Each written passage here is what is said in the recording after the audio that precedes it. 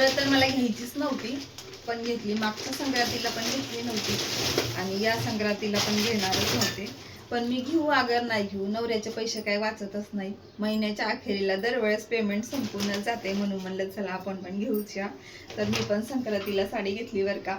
आता म्हणतात ना, कोणीतरी खरं म्हणून गेलंय की एकदा लग्न झालं की कसंही घर द्या, मुलगी आपल्या संसाराला लागते म्हणजे लागतेच.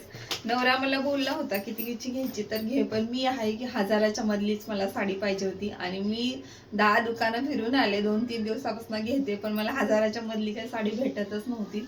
म्हणून मी वापस आली 2ही वेळा. पण काल अखेर मी साडी घेतली आणि एकदम मला 1000च्या मधली म्हणजे 100 रुपये कमी असताना साडी भेटली. तर कशी वाटते नक्की कमेंट करून सांगा. आपण वाचवल्यानं पैसे काही वाचत नाहीत, म्हणून मी साडी घेऊन आले आणि आवडली मला. तुम्हाला कशी वाटली नक्की कमेंट करून सांगा आणि चॅनलला सबस्क्राईब करा. बाय.